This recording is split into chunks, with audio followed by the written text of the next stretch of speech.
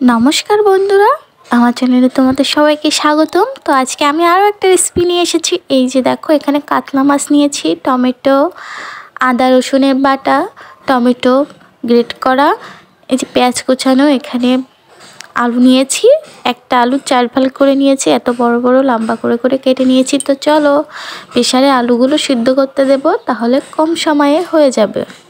তো বলো তো আজকে আমি কি রান্না করব? কাতলা মাছ দিয়ে আজকে রান্না করব কাতলা কালিয়া।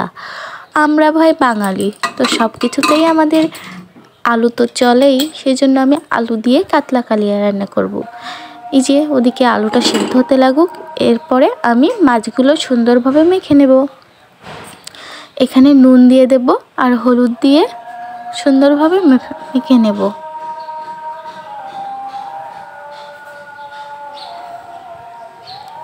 তোমরা কাতলা কালিয়া কি করে রান্না করো অবশ্যই কিন্তু কমেন্ট করে জানাবা।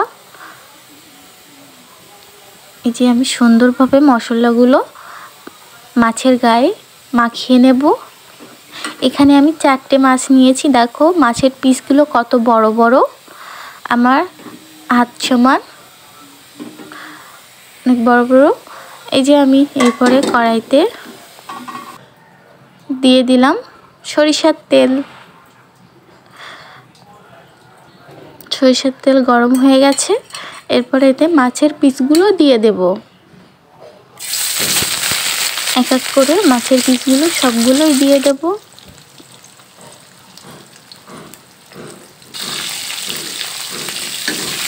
দেখো আমি উল্টিয়ে দেব, লাল লাল করে সুন্দরভাবে এপাট ওপাট করে উল্টিয়ে নেব সবগুলোই।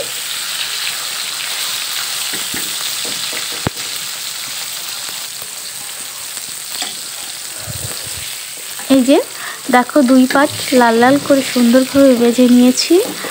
তো এরপরে তুলে নেব, এক এক করে তুলে নেব। এই যে তুলে নিয়েছি। কড়াইতে আমি এই তেলের ভিতরেই আর একটু তেল দেব। এরপর এতে পেঁয়াজ কুচানো দিয়ে দেব। এই যে পেঁয়াজ কুচানো দিয়ে সুন্দরভাবে নেড়ে নেব। এখানে আমি 3টা পেঁয়াজ নিয়েছিলাম, ছোট ছোট পেঁয়াজ, সেগুলো কুচি করে দিয়ে দিয়েছি। এরপরে রসুন বাটা দিয়ে দেব।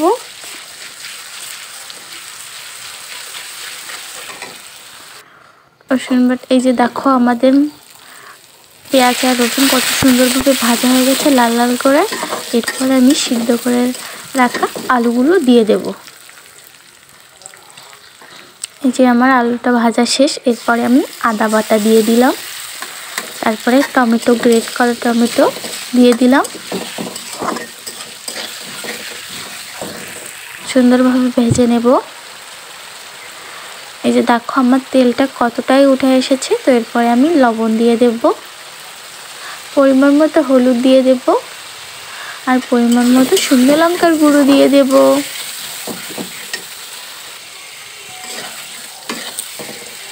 এই যে দেখো আমার কালারটা কত সুন্দর এসেছে, দেখো কত সুন্দর কালার চলে এসেছে। আমি এরপরে পরিমাণ মতো জল দিয়ে দেব।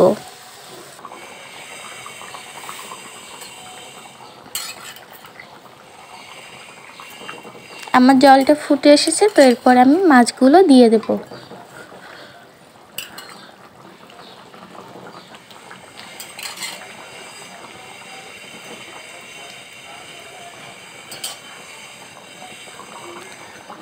আমি আগের থেকেই মাছটা দিয়েছি যাতে মাছটা সিদ্ধ হয়ে যায়।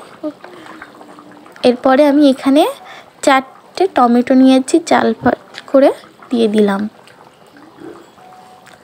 আমি কিন্তু বাটা টমেটোও দিয়েছি, আস্ত টমেটোও দিয়েছি। এরপরে আমি জিরে মরিচের গুঁড়া দিয়ে দেব, দিয়ে সুন্দরভাবে নেড়ে নেব। তোমরা আমার কাছ থেকে কি কি রেসিপি দেখতে চাও অবশ্যই কিন্তু কমেন্ট করে জানাবা।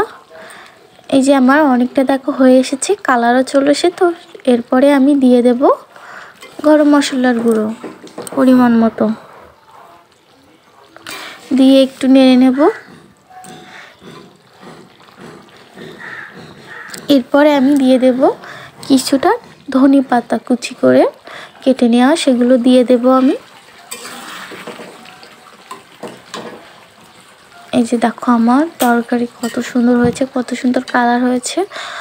এই যে আমি কিন্তু কোনো ফুড কালার ব্যবহার করিনি, আমি শুধু শুকনো লঙ্কার গুঁড়োতেই দেখো কত সুন্দর কালার চলে এসেছে। তো এরপরে এই যে আমি একটা বাটিতে নামিয়ে নেব। এই যে দেখো কত সুন্দর হয়েছে, কেমন লেগেছে অবশ্যই লাইক করে জানাবা। তোমরা কীভাবে রান্না করো অবশ্যই বলবা। আর লাইক কমেন্ট আর সাবস্ক্রাইব করে নিত্য নতুন ভিডিও পাওয়ার জন্য আমার পাশে থাকবা।